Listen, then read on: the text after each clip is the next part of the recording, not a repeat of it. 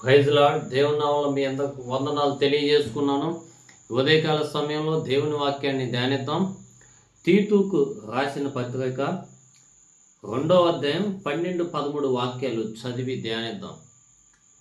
మనము భక్తిహీనతను, ఇహలోక సంబంధమైన దురాశలను విసర్జించి శుభప్రదమైన నిరీక్షణ నిమిత్తం అనగా మహాదేవుడును మన రక్షకుడునైన యేసుక్రీస్తు మహిమ యొక్క ప్రత్యక్షత కొరకు ఎదురుచూచుచు ఈ లోకములో స్వస్థ బుద్ధితోనూ నీతితోనూ భక్తితోనూ బ్రతుకుచుండవలెనని మనకు బోధించుచున్నది.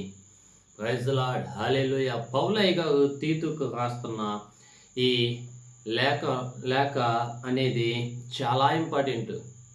అంటే ఒక వ్యక్తి ఎలా జీవించాలి, ఈ లోక సంబంధమైన విషయాల్లో విడిచిపెట్టి దురాశలు అని అన్నాడు అనమాట. అంటే ఈ లోకంలో ఉండేది, మనం చూసేది పాపానికి సంబంధించిన విషయాలు.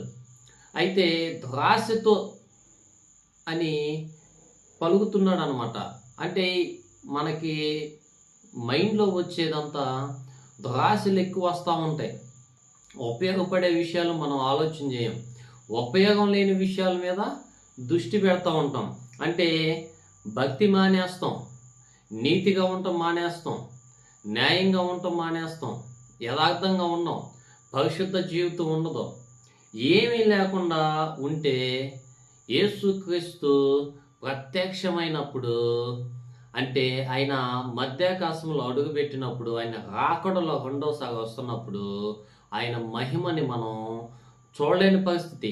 అంటే మనమే ఈ లోక సంబంధమైన విషయాల్లో మునిగిపోయి ఈ లోక సంబంధంలో మనం అన్నీ పోగు చేసుకోవాలని మనం ఆలోచనలు దురాశ కలిగి మనం జీవిస్తున్నట్లుగా అయితే మాకు దేవుడు రాకడ, అంటే దేవుడు వస్తున్నప్పుడు మధ్యాకాశంలో అడుగుపెట్టినప్పుడు మనం ఎత్తబడలేం.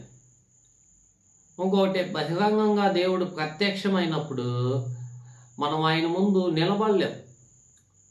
చీకటి ఉన్నప్పుడు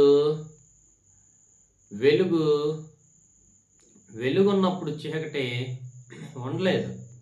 ఎందుకంటే వెలుగు ఎక్కడైతే ఉంటుందో చీకటి అక్కడ ఉండదు. అంటే మనం దేవునికి విరుద్ధంగా ఉండి పాపము చేసి పాపంలో మునిగిపోతే ఆయన ప్రత్యక్షమైనప్పుడు మనం ఆయన చూడలేం, ఆయన మహిమలో నిలబడలేం. కాబట్టి మనం నీతిగా, న్యాయంగా, పరిశుద్ధంగా, యథార్థంగా మన జీవితాన్ని లోకంలో జీవించినట్లుగైతే లోక బంధాలు